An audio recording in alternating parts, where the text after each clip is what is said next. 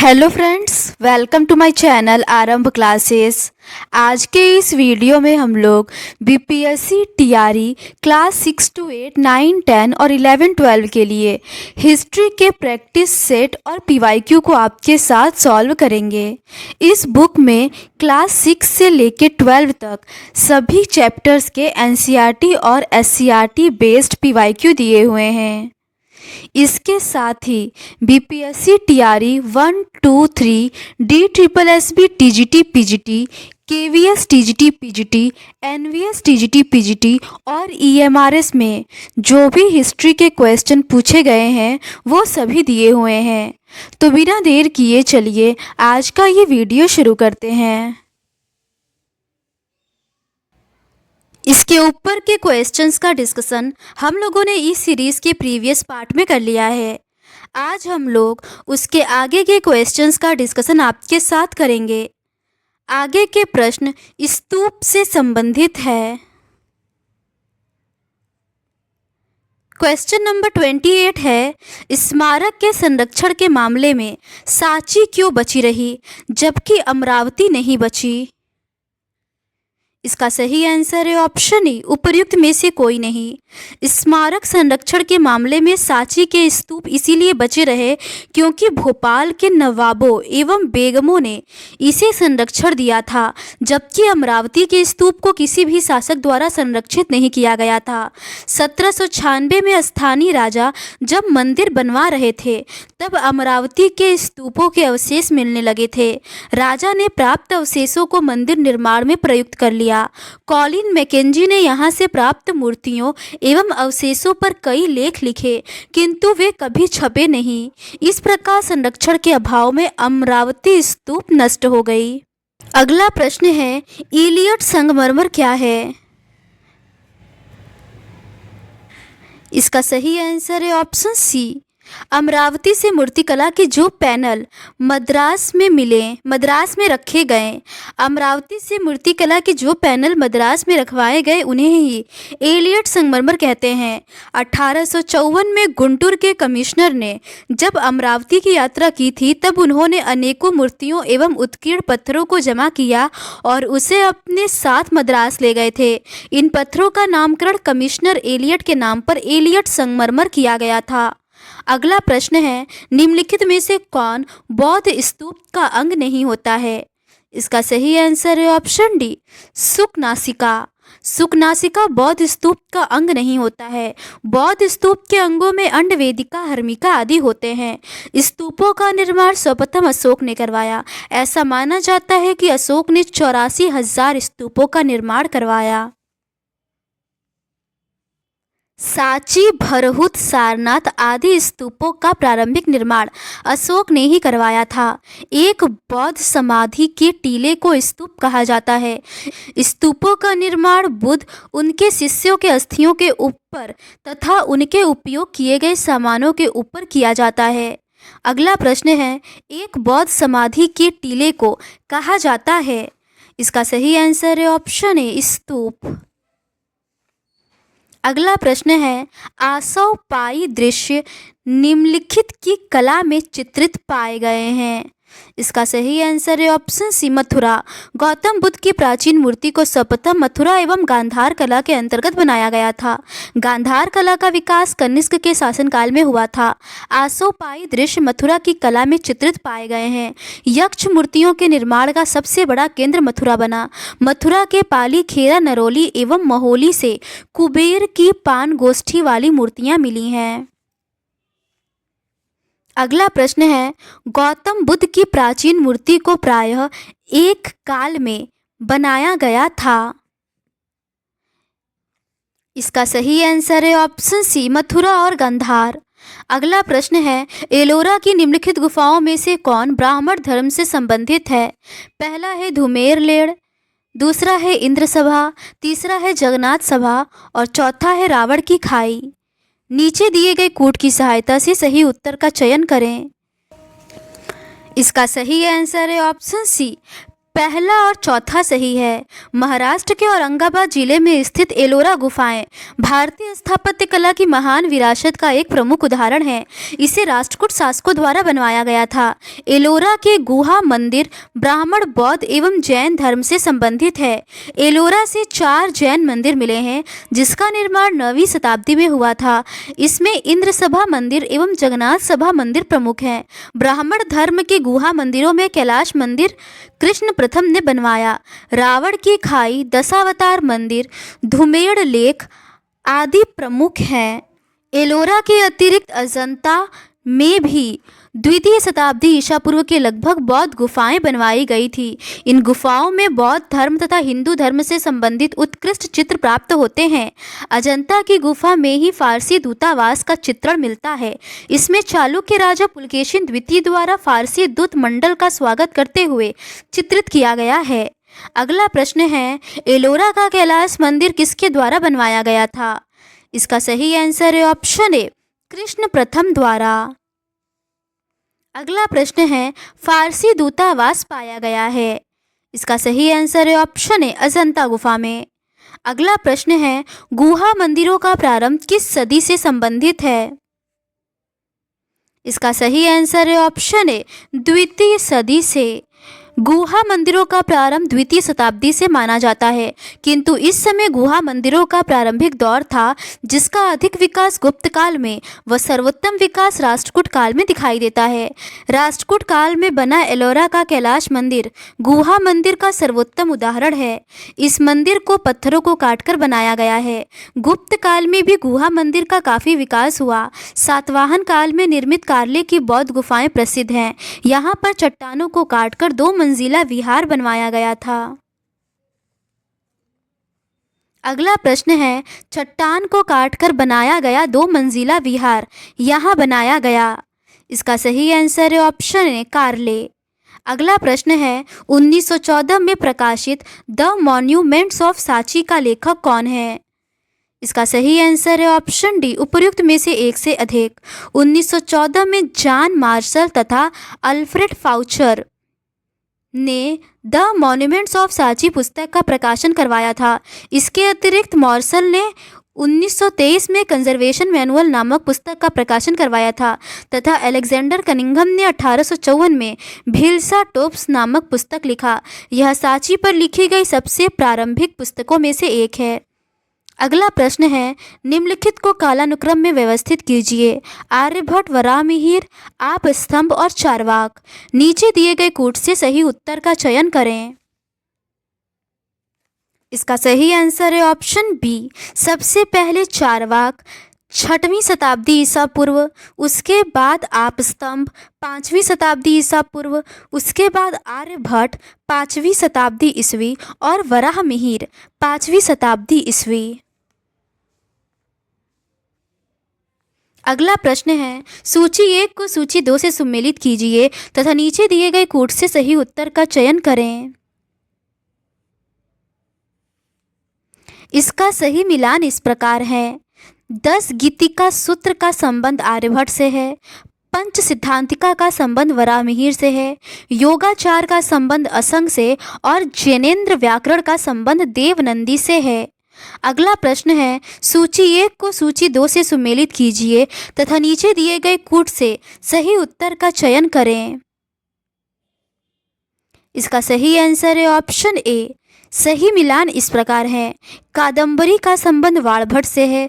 मृच्छकटिकम का संबंध शूद्रक से, आर्यभट्टियम का संबंध आर्यभट्ट से और वृहत संहिता का संबंध वराहमिहिर से है। अगला प्रश्न है, उसकी हिंद यूनानियों की पसंदीदा वस्तु होने की वजह से निम्नलिखित में से किसे संस्कृत में यवन प्रिय के नाम से जाना जाता है? इसका सही आंसर है ऑप्शन सी, काली मिर्च। काली मिर्च हिंद यूनानियों की पसंदीदा वस्तु होने की वजह से उसे संस्कृत में यवन प्रिय के नाम से जाना जाता था। मौर्योत्तर काल में रोमन साम्राज्य को जो वस्तु निर्यात होता था उसमें सबसे महत्वपूर्ण वस्तु काली मिर्च थी। इसके निर्यात से भारत को बड़ी मात्रा में सोना प्राप्त होता था, जिसको लेकर प्लिनी ने दुख प्रकट किया है। अगला प्रश्न है, साहूकार की सही व्याख्या क्या थी? इसका सही आंसर है ऑप्शन बी, ऐसा व्यक्ति होता था जो पैसा उधार देता था और साथ ही व्यापार भी करता था। साहूकार ऐसा व्यक्ति होता था जो पैसा उधार देता था और साथ ही व्यापार भी करता था। साहूकार वह व्यक्ति होता है जो व्यक्तिगत तौर पर कर्ज मुहैया कराता था तथा उनसे कई गुना अधिक ब्याज वसूलता था। वह बैंक या किसी वित्तीय संस्था से अलग होता था। वह उन क्षेत्रों में कर्ज मुहैया करवाता था जहां पर बैंक नहीं होता था। बौद्ध ग्रंथों में संगठनों के मुख्य व्यापारी श्रेणी एवं वाणिज्यिक निगम के सम्मुख सार्थवाह का उल्लेख है। अगला प्रश्न है, निम्नलिखित को कालानुक्रम व्यवस्थित कीजिए। पहला है शतपथ ब्राह्मण, दूसरा है पंचविंश ब्राह्मण, तीसरा है दिघ निकाय और चौथा है आपस्तंभ धर्म सूत्र। नीचे दिए गए कूट की सहायता से सही उत्तर का चयन कीजिए। इसका सही कालानुक्रम इस प्रकार है। पंचविंश ब्राह्मण सामवेद में है, शतपथ ब्राह्मण यजुर्वेद में, आपस्तंभ धर्म सूत्र 500 से 100 ईसा पूर्व, दिघ निकाय 483 ईसा पूर्व। अगला प्रश्न है, निम्नलिखित को कालानुक्रम व्यवस्थित कीजिए। पहला है पिपरहवा, दूसरा है प्रकाश, तीसरा है धोलावीरा और चौथा है मंगलकोट। नीचे दिए गए कूट की सहायता से सही उत्तर का चयन करें। इसका सही आंसर है ऑप्शन ए, सबसे पहले धोलावीरा। इसका संबंध हड़प्पा काल से है। उसके बाद प्रकाश, इसका संबंध ताम्रपाषाणी काल से है। उसके बाद मंगलकोट, इसका संबंध लोह काल से है और पिपरहवा, इसका संबंध मौर्य काल से है। अगला प्रश्न है, सूची 1 को सूची 2 से सुमेलित कीजिए और नीचे दिए गए कूट से सही उत्तर का चयन करें।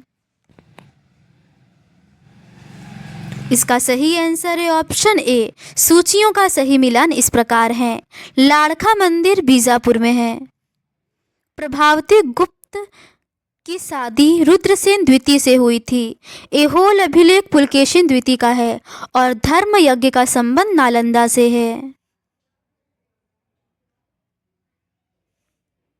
अगला प्रश्न है, नीचे 2 वक्तव्य दिए गए हैं। एक को कथन और दूसरे को कारण कहा गया है। कथन है, कामरूप राज्य की स्थापना 7वीं सदी में हुई। कारण है, 6ठी सदी के प्रारंभ में संस्कृत प्रचलन में आ चुकी थी। उपरोक्त दोनों वक्तव्यों के संदर्भ में निम्नलिखित में से कौन सा सही है? इसका सही आंसर है ऑप्शन ए और आर दोनों सही है और आर ए की सही व्याख्या नहीं है। कामरूप राज्य की स्थापना 7वीं सदी ईस्वी में वर्मन शासकों ने किया था। वर्मन शासकों में सबसे प्रसिद्ध भास्कर वर्मन था, जो हर्ष का समकालीन था तथा हर्ष के प्रयाग और कन्नौज सभा में भी उपस्थित था। 6वीं सदी से ही कामरूप में संस्कृत प्रचलन में आ चुकी थी, जिसका प्रमाण कामरूप शासकों के जारी अभिलेख से प्राप्त होता है। तिब्बती वर्मन शब्द बुरंजी का इस्तेमाल वंश वृक्ष के अर्थ में अहोम द्वारा किया जाता था। अतः कथन और कारण दोनों सही है किंतु व्याख्या नहीं करते हैं।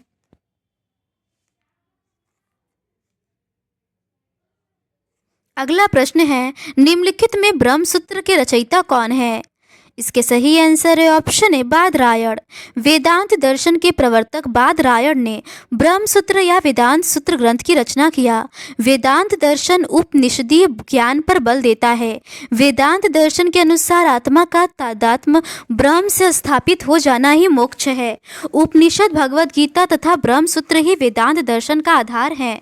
वेदांत दर्शन में ब्रह्म को सच्चिदानंद माना गया है तथा उसे सत्य, ज्ञान व अनंत कहा गया है। अगला प्रश्न है, अभिलेखिक साक्ष्य से पता चलता है कि किसी नंद राजा ने एक नहर खुदवाई थी। इसका सही आंसर है ऑप्शन सी, कलिंग में।